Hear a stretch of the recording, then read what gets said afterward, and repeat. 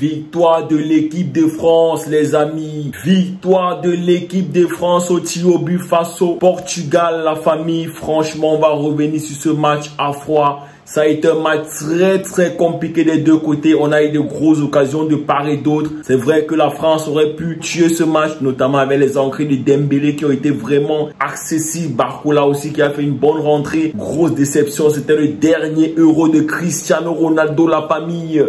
Dernier Euro de Cristiano, la famille. La team, bienvenue à cette nouvelle vidéo. Moi, c'est GetID. Pour ceux qui me découvrent, si tu ne me connais pas encore, moi là, c'est simple. Abonne-toi à la chaîne, like la vidéo, commente, s'il te plaît, partage. Je sais, ça fait longtemps que j'ai pas fait de vidéo sur la toile. Je suis de retour à chaud. On va débriefer la suite de 7 euros. Je suis même bien content de revenir quand ça commence à devenir chaud, la famille. Je suis désolé pour l'absence. J'étais très pris par des préoccupations de vie, par des préoccupations familiales, la famille. Excusez-moi si j'essaye de parler un peu à la Mohamed Denis, la famille. Mais sans blague. C'est pas mon style là-bas. Ok, la team, c'est pas mon style là-bas, mais c'était quand même essentiel pour introduire la vidéo. Dans tous les cas, grosse victoire de la France. Je vous avais dit, je vous avais pronostiqué. Voilà, même mon pote qui est en train de m'envoyer un message sur mon WhatsApp là pour me dire, bah bravo, ton pronostic était réel. Je vous ai dit que la France allait gagner. C'est vrai que j'avais dit que la France allait gagner dans le jeu, pas au tir au but.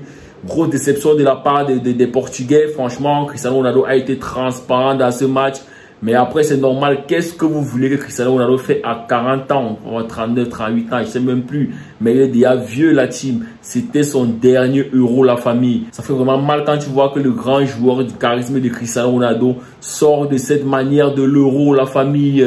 Nous sommes désolés. Dernier Euro de Cristiano Ronaldo. Je ne sais pas s'il est en train de pleurer. Actuellement que je suis en train de faire la vidéo, le match vient de finir. Donc, j'ai même pas eu le temps de regarder si le joueur est en train de pleurer ou bien s'il est en train de jubiler. Dans tous les cas, la famille, je vais revenir à la première mi-temps. On a eu une première mi-temps plutôt intéressante des deux côtés. C'était très pauvre. Honnêtement, la première mi-temps était très pauvre, très ennuyeux, très dormant. Il n'y avait vraiment pas une équipe qui avait un peu dessus. C'est vrai que les 15-20 premières minutes, le Portugal avait plus de pieds sur le ballon, mais il n'y avait vraiment pas d'occasion franche. Donc, c'est dit que c'était un football stérile des deux côtés. Une équipe qui n'était pas trop en jambes du côté portugais. C'est vrai qu'on a eu un bon début de match de Rafael Leao qui a beaucoup mis en difficulté Jules Koundé. Et on va pas se mentir, les joueurs français laissaient trop Koundé seul face à Leao. Et on a vu que ça commençait à devenir compliqué. Du coup, tu voyais le deuxième pivot de la France à revenir aider Koundé parce que ça n'allait pas. Il ne pouvait pas gérer Leao tout seul. On a vu qu'après ça, ça a commencé à beaucoup mieux aller pour la France. On a moins vu Rafael Leao. On a vu une équipe de France qui a commencé un peu à aller de l'avant.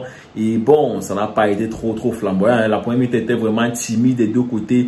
Je suis déçu de la prestation des deux équipes. Franchement, quand je pense au match Allemagne-Espagne qui s'est terminé tout à l'heure, que je vois comment il y avait autant de pression, autant de pressing, autant d'action droite au but.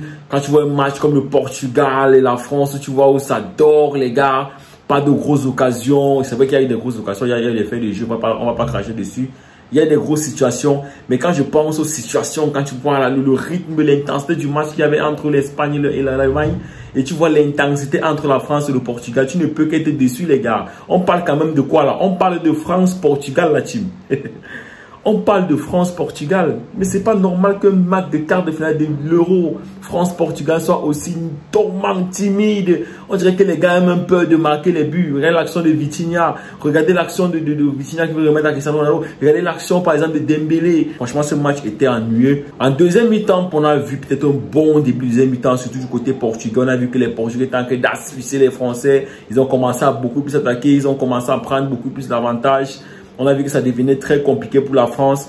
Et heureusement que Deschamps a vite réagi en faisant sortir Griezmann parce qu'honnêtement, Griezmann, match décevant de sa part. Après l'entrée de Dembélé, on a vu que la France a recommencé à mettre le pied sur le ballon. Après, c'est normal hein, parce que je ne vais pas se mentir. Au début de la deuxième mi-temps, on a vu que Cancelo montait déjà beaucoup trop. Ça veut dire que le Portugal était déjà en train de mener les offensifs et la France était en difficulté du coup.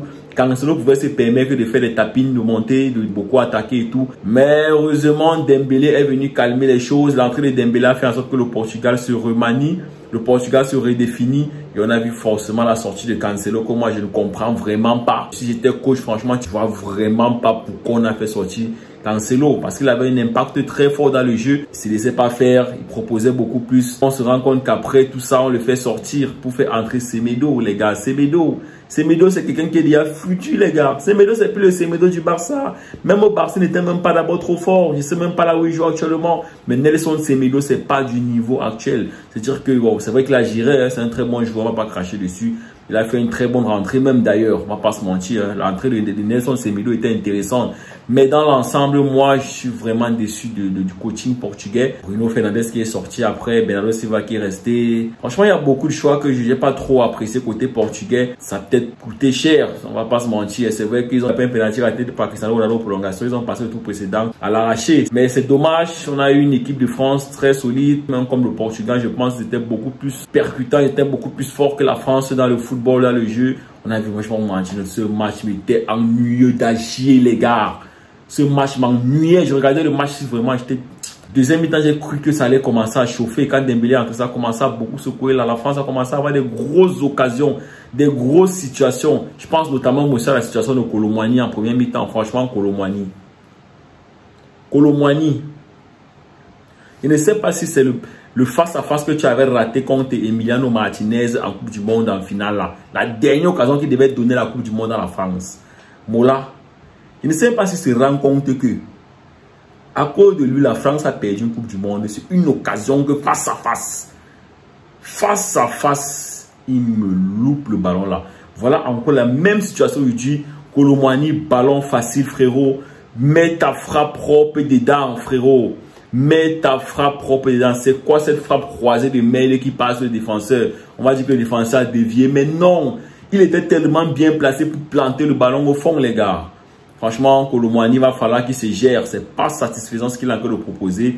Je sais pas pourquoi on le met un titulaire devant Dembélé. C'est vrai qu'en termes de finition, peut-être qu'il est meilleur que Dembélé. Mais en termes de jeu, d'intensité et d'apport, honnêtement, Dembélé, c'est incroyable ce qu'il fait. Il a fait une grosse entrée. Dembélé, franchement, sa rentrée m'a beaucoup plu. Il a commencé à faire douter les Portugais. Ça a commencé à beaucoup faire les tapines et tout. Mais là où je peux un peu avoir des regrets sur Dembélé, c'est le fait qu'il n'a pas pris les occasions. Il n'a pas tiré au goal. Il a peut-être eu 3 situations. Il aurait pu frapper lui-même. Il a préféré donner à Mbappé. Comme on va dire, Mbappé, c'est son combi. C'est même pas Mbappé, c'est son pote et tout. Ou bien il se dit que Mbappé est le meilleur finisseur. Mbappé a le masque, frère, il ne voit pas bien. Il n'est même pas en forme, il n'est même pas efficace. Normal, il est même sorti en deuxième mi-temps de prolongation. Donc franchement, Dembélé, prends tes responsabilités en main, frérot. Mais frérot, prends tes responsabilités en main. C'est pas normal que tu fais 3 tapines, tu effaces toute la défense du Portugal. Il te manque seulement placer le ballon du camp opposé. Tu préfères donner la passe à Mbappé. Donc franchement... Gros mal de ta part, on va pas mentir. Depuis que tu es rentré là, ça a beaucoup bougé côté français. On a vu que ça perçait beaucoup plus, ça attaquait beaucoup plus. Ça allait vraiment vers l'avant. On a vu tellement de bonnes actions de ta part, mais qui finissaient toujours à la dembousse. Parce qu'on va pas se mentir, Dembélé est faible en finition, les gars. Il est nul de chez nul en finition. Il arrive même devant les goals tellement il sait qu'il est nul en finition qu'il préfère donner la passe à Kylian Mbappé. Mais frérot, ça se voit pas que Kylian Mbappé n'est pas en forme. Tu peux seulement que Kylian Mbappé force le but comment. Le nez est boyé, moi ne vois pas le masque là. Il n'y a rien derrière. Il est fini. Il faut qu'il se rétablisse. Et ce n'est même pas de sitôt. Il n'aura même pas un bon niveau. C'est un Mbappé diminué qui est en train de jouer la Coupe d'Europe si. Donc franchement, la France va bien falloir que vous appreniez à marquer les buts sans compter sur Mbappé actuellement. Parce qu'il n'est pas en forme, il n'est pas en jambes, il est blessé. Là, juste un masque là, il est blessé, il ne peut pas aller au duel en forme parce que petit choc là, ça va lui faire très mal. Imagine que tu as une blessure et on prend encore un couteau, on pique à quoi dans ta blessure, frère, ça fait mal. Du coup, tu passes ton temps à éviter les chocs, à éviter les actions compliquées. C'est pour ça que tu fais que voir qu'il a Mbappé ne fait que faire les passes en arrière, pas trop de prise d'initiative. C'était trop stérile le jeu de la France aujourd'hui. Franchement, je suis trop déçu de la prestation des Français. Mais bon, à la clé, ils ont quand même gagné au tir au but. Ils ont fait une bonne séance de tir au but. Félicitations à eux. Tous les joueurs ont marqué. Quand tu penses à quel point au match précédent, le gardien portugais avait arrêté 3 pénaltys lui seul. Cette fois-ci, il a encaissé 5 pénaltys sans rien toucher. Donc les gars, arrêtez de dire que être un gardien des pénaltys, ouais, on peut gérer et tout. Les gars, c'est pas facile. C'est pas si facile comme vous pensez. Croyez que les tirs au but, c'est l'ami de quelqu'un. Ce n'est pas l'ami de quelqu'un, mon ami. Quand vous voyez le gardien de l'Argentine, Martinez, arrêter les pénaltys à côté, vous croyez que c'est l'Anzat. Moi, je croyais que c'était l'Anzat. Mais j'ai compris plus tard que le grand fait l'effort. Vous le voilà qui a encore sauvé l'Argentine hier soir. Il est trop fort, le grand fait là.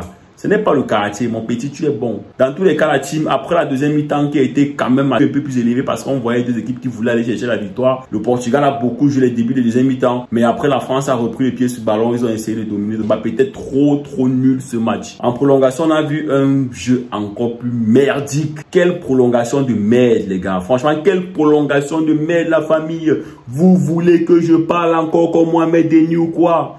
Mais c'est quoi ces prolongations de merde, la team? Le Portugal qui prend le ballon peut-être pendant 10 minutes de possession stérile, sans aucune offensive. C'est quoi? Les gars voulaient absolument chercher les tirs au but. Vous faites 10 minutes de possession stérile, les frères. Mais frérot, quand même. Mais allez de l'avant, cherchez le but. Ou bien c'est comme votre gardien avait arrêté 3 pénaltys le match précédent. Vous voulez seulement de la position pour aller au tir au but. Vous avez peur de la France avec tous les joueurs que vous avez là. C'était trop long. Moi, je m'ennuyais devant ma télé. Maintenant, on va aller au tir au but. On a eu très bons joueurs côté français. Dembélé qui a très bien ouvert le ballon. Moi, je ne vais pas vous mentir. Moi, je croyais qu'il allait rater. Parce que moi, je connais que Dembélé est nul en finition. C'est même plus son penalty qui faisait peur à la majorité de l'équipe. Mais tranquille, sans faute, il a transformé propre, contre-pied parfait. Et après, Cristiano a répondu. Un très bon penalty de Cristiano Ronaldo. Franchement, c'est dommage, hein, frérot. C'est dommage, frérot.